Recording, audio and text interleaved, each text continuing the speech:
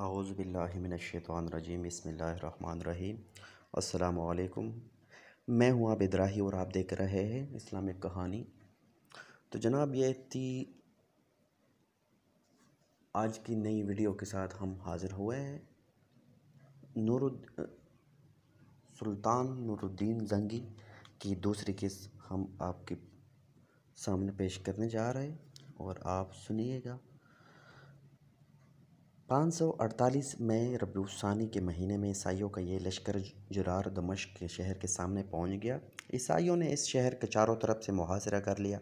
دمشق پر اس وقت مجیر الدین حکمران تھا، جبکہ حکومت اختیارات زیادہ تر اس کے وزیر معین الدین نے سنبھال کے رکھے ہوئے تھے، جو کہ بہت دانشمند شخص تھا۔ اس نے کئی ماہ تک عوام کے ساتھ مل کر ان خونوار عیسائیوں کا مقابلہ کیا۔ اس دوران ایک بہت ہی خونریز جھڑپیں بھی ہوئی، جن میں عوام الناس کے علاوہ دمشق کے کئی نامور علماء نے بھی جام شہادت نوش کیا۔ ان میں حضرت امام یوسف جیسی شخصیت بھی شامل ہے۔ رفتہ رفتہ صلیبی لشکر دمشق کے قریب آتا جا رہا تھا اور دمشق کے حکمران کو اپنی شکست صاف دکھائی دے رہی تھی۔ چنانچہ اس نے 4 سلطان نور الدین زنگی کے بھائی سلطان زنگی کو مدد کے لیے پکارا، کیونکہ وہ ہی ان خونخوار صلیبیوں کا مقابلہ کر سکتے تھے۔ ان دونوں مجاہدوں نے اس کی پکار پر فوراً ہی لبیک کہا اور بڑی تیزی کے ساتھ اپنی لشکریوں کے ساتھ اس کی مدد کے لیے روانہ ہو گئے۔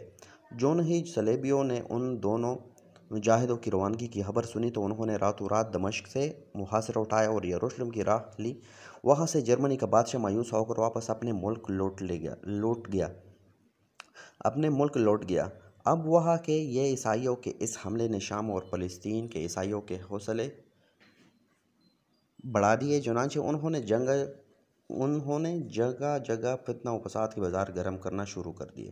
ان حالات میں سلطان نور الدین زنگی نے کمال کی دانشمندی کے ساتھ ان فسادیوں کا صفایا کرنا شروع کیا اور کسی حد تک اس میں کامیاب رہا۔ جہاں بھی انہوں نے بغاوت کی، سلطان نے ان کی بغاوت کو سختی کے ساتھ کچل کر رکھ دیا۔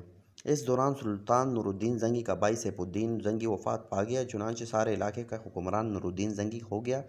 عیسائیوں کو اس بات کا بخوبی علم تھا کہ سلطان ان دونوں کو اپنے بھائی کی ناگہانی وفات کی وجہ سے خاصا پریشان ہے۔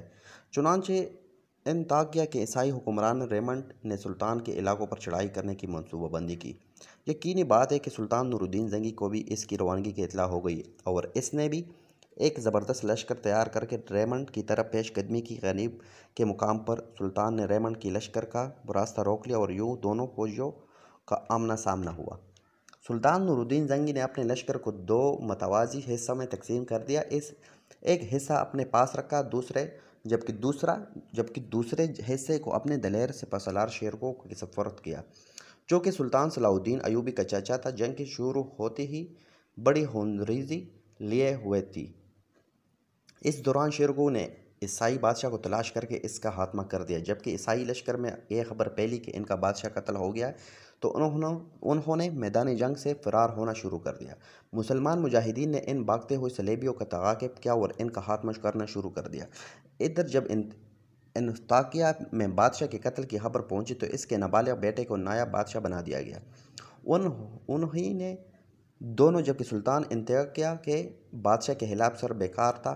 دمشق کا سپاسالار معین الدین انتقال کر گیا اور اب دمشق کا حکمران خود سپاسالار بن گیا، جو کہ حد درجہ خود سر اور نالائق تھا۔ سلطان نے جب یہ سنا کہ عیسائیوں نے دمشق کا رخ کر لیا اور دمشق کے ایک قریبی شہر حران کے نواحی علاقوں میں اچھی خاصی تباہی مچانا شروع کر دی ہے، سلطان نے ان حالات کی خبر پاتے ہی دمشق کے حکمران مجیر الدین کو پیغام بھیجا اور وہ اپنا لشکر تیار رکھے اور میں خود اپنے لشکر کے ساتھ آ رہا ہوں، تاکہ عیسائیوں کے ان لشکروں کا خاتمہ کیا جا سکے جو کہ مسلمانوں کے علاقوں پر حملہ آور ہو چکے ہیں۔ مجیر الدین ایک نالائق شخص تھا۔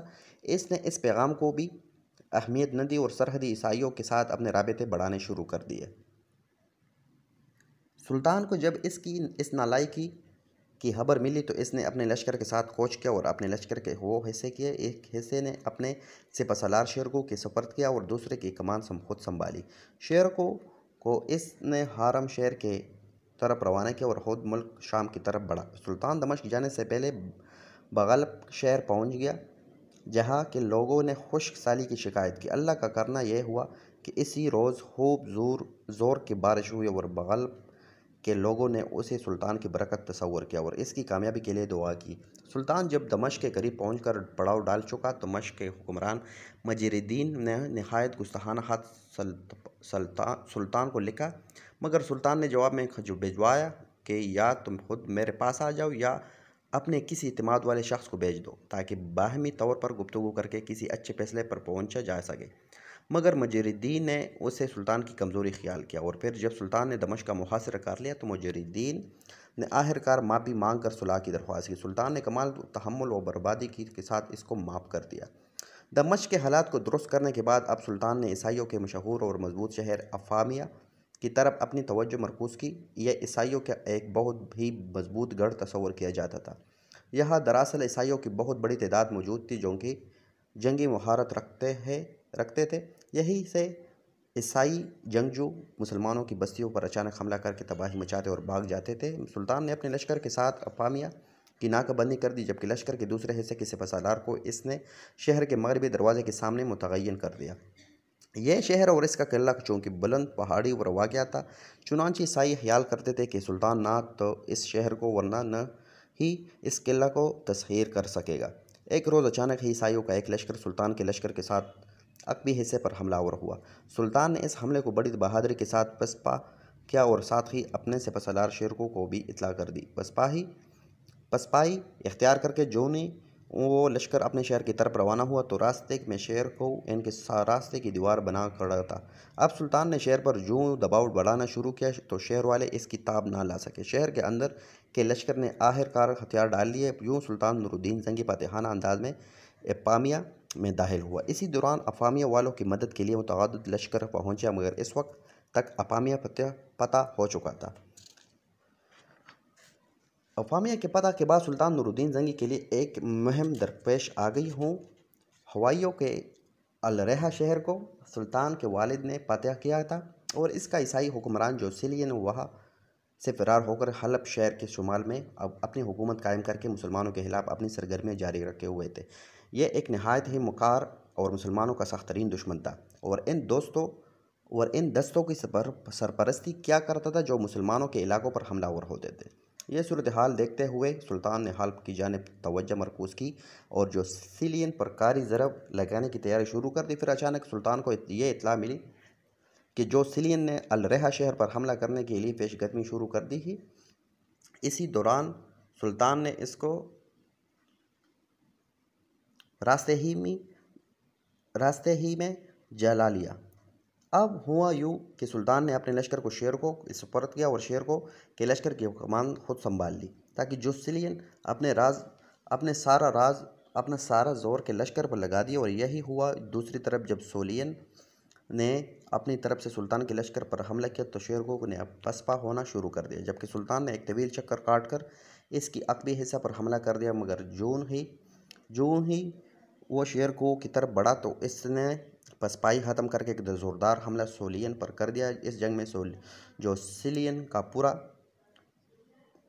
پورا لشکر تباہ و برباد ہو گیا اور خود جو سیلین سلطان کے آگے ایک قیدی کی حیثیت سے پیش کیا گیا۔ سلطان کے حکم سے حلب شہر کے ایک قید خانے میں اسے ڈال دیا گیا۔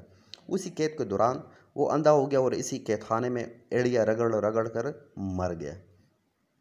نور الدین زنگی جو سیلین کے بری طرح شکست دینے کے بعد اس علاقوں پر قبضہ کرنے کے بعد عیسائیوں کے اہم علاقوں کی طرف بڑھا جہاں عیسائی رضاکار یورپ سے آ کر جمع ہو گئے تھے اور انہوں نے ارد گرد کے امن پسند مسلمانوں کو تنگ کرنا روز کا معمول بنا لیا تھا۔ یورپ سے آنے والے عیسائی رضاکار بھی اس وقت بھی بے بس دکھائی دیے۔ جب نور الدین زنگی نے ان پر دعویٰ بولا، نہایت ہی قلیل عرصے میں سلطان نے عیسائی فوجوں سے کورس تلت خالد اور کفر سوپ مادندان فرغش اینتاب نہر بہوز اور چند دیگر اہم ترین اور مضبوط قلعے بزور بازو چن لیے۔ اس کے بعد سلطان نے عیسائیوں کے مضبوط اور مستحکم قلعہ جلاک کا رخ کیا۔ جلاک میں ہزاروں کی تعداد میں عیسائی جنگجو موجود تھے جو کہ مسلمانوں کو ختم کرنے کا عہد کر کے اپنے گھر بار چھوڑ کر وہاں موجود ہوئے تھے، جبکہ ملک شام کے مختلف علاقوں میں عیسائی جنگجو سے عاملے تھے جن کی تعداد ہزاروں سے متجاوز تھی۔ جلاک شہر کی پیسل مضبوط اور مستحکم تھی اور عیسائیوں نے اس کی حفاظت کے لیے بڑی ہی زبردست تیار رکھی تھی۔ سلطان نے جب اس شہر کا محاصرہ کیا تو اس کا لشکر پیسل کے نزدیک پہنچ گیا، مگر عیسائیوں نے اس کے لشکر پر پتھروں اور تیروں کی بارش کر دی۔ چنانچہ بطور احتیاط مسلمانوں کو فصیل سے دور ہٹ جانا پڑا۔ سلطان نے منجنیق سے جب سنگباری کی تو قلعہ کی دیوار میں شگاف پڑ گیا اور مسلمانوں اس شہر میں آسانی سے داخل ہو گئے۔ اس کے بعد سلطان نور الدین زنگی نے ارد گرد کے دیگر قلعے بھی فتح کر لیے جن عیسائی حکمرانوں نے اس کی اطاعت قبول کر لی۔ سلطان نے انہیں معاف کر کے ان کے شہر ان کے پاس ہی رہنے دیے۔ سلطان نور الدین زنگی ایک طرف تو عیسائی فوجوں کے خلاف سر بیکار تھی، دوسری طرف دمشق کا حکمران مجر الدین اس کے لیے درد سر بنا ہوا تھا۔ اس دوران عیسائیوں نے مشہور شہر اسکلان پر قبضہ کر لیا اور اس کے بعد انہوں نے دمشق شہر پر قبضہ کرنے کی منصوبہ بندی شروع کر دی۔ ان کا خیال تھا کہ اگر دمشق پر قبضہ کر لیا جائے تو پھر سلطان نور الدین زنگی کے خلاف مؤثر کارروائی کی جا سکے گی۔ مجر الدین کو سلطان کئی مرتبہ معاف کر چکا تھا، مگر وہ پرلے درجے کا بدعہد شخص تھا، جبکہ اس کا لشکر بھی کوئی خاص نہ تھا۔ سلطان کو یقین تھا کہ اگر عیسائیوں نے دمشق پر دعویٰ بول دیا تو مجر الدین کسی بھی طرح اس کا دفاع نہیں کر پائے گا۔ چنانچہ اس نے مجر الدین کو سبق سکھانے کا فیصلہ کر لیا۔ سلطان نے جب دمشق کا محاصرہ کیا تو اس کی لشکریوں نے بہت ہی کم عرصہ مزاحمت کی اور جلد ہتھیار ڈال دیے۔ سلطان نے تمام رعایا کو بالکل معاف کر دیا کیونکہ سب ہی مسلمان تھے۔ مجر الدین کو ایک قیدی کی حیثیت سے اس کے سامنا آیا، مگر سلطان نے اسے معاف کر دیا اور حمص شہر میں اس کو بھیج دیا، جبکہ اس کی گزر وقت اوقات کے لیے ایک جاگیر بھی عطا کر دی۔ اس کے بعد سلطان نور الدین زنگی کی سلطنت حرم شہر سے موصل تک پھیل گئی۔ اس فتح کے بعد خلیفہ بغداد نے خوشی اور فخر کا اظہار کرتے ہوئے سلطان نور الدین زنگی کو الملک العادل کا خطاب عطا کیا اور دلی مبارکباد بھی بھیجی۔ عیسائیوں کی پشت پناہی فرانس اور جرمنی کے بادشاہ تو کر ہی رہے تھے، مگر یروشلم کا بادشاہ بالڈون بھی کچھ کم نہ تھا، مگر اچانک ہی وہ کسی بیماری سے مر گیا اور اب حرم شہر ہی عیسائیوں کا گویا مرکز بن گیا۔ اب حرم شہر سے عیسائی لشکری راتوں رات کو چوری چھپنے نکلتے اور مسلمانوں علاقوں میں اچانک تباہی مچا کر بھاگ کھڑے ہوتے۔ چنانچہ سلطان نور الدین زنگی نے پوری قوت کے ساتھ شہر حرم کا رخ کیا اور قلعہ کا محاصرہ کر لیا، مگر جلد ہی عیسائیوں نے معافی طلب کر کے امان حاصل کر لی۔ جس برس سلطان نور الدین زنگی نے حرم شہر پر قبضہ کیا اور اہل حرم نے اس کی اطاعت قبول کی، اس سال ایک رات کو حضور نبی کریم صلی اللہ علیہ وآلہ وسلم رؤوف الرحیم صلی اللہ علیہ وآلہ وسلم کو اس نے خواب میں دیکھا۔ ان حضور صلی اللہ علیہ وآلہ وسلم نے دو آدمیوں کی سلطان کی شکلیں دکھائے اور ارشاد فرمایا کہ نور الدین، یہ دو آدمی مجھے ستا رہے ہیں، ان کے شرکا استحصال کرو۔ سلطان نور الدین زنگی ایک عبادت گزار شخص تھا اور اس خواب سے بے حد درجہ پریشان ہوا اور ساری رات اس نے استغفار کرتے ہوئے گزار دی، مگر اس طرح اس کو 3 روز تک مسلسل خواب میں حضور صلی اللہ علیہ وآلہ وسلم کی زیارت ہوئی اور ایک ہی حکم ارشاد ہوا۔ یقیناً یہ نہایت ہی فکر مندی والی بات تھی۔ چنانچہ سلطان نے تیسری روز نماز فجر کی ادائیگی کے بعد اپنے ہمراہ ایک مسلح دستہ لیا اور مدینہ منورہ کی طرف چلا۔ اس نے دن رات سفر کیا اور 15ویں دن مدینہ منورہ میں پہنچ گیا۔ اہل مدینہ یوں اچانک اس کی آمد پر حیران ہو گئے کیونکہ وہ ایک سلطان تھا اور اس کی آمد کی اطلاع پہلے ہی پہنچ جایا کرتی تھی۔ سلطان نے اسی روز پورے شہر کی صفائیت کا اعلان کیا اور کہا کہ سب لوگ اس کی ضرور ملاقات کریں۔ تمام لوگ ضیافت میں آئے اور اس سے ملے۔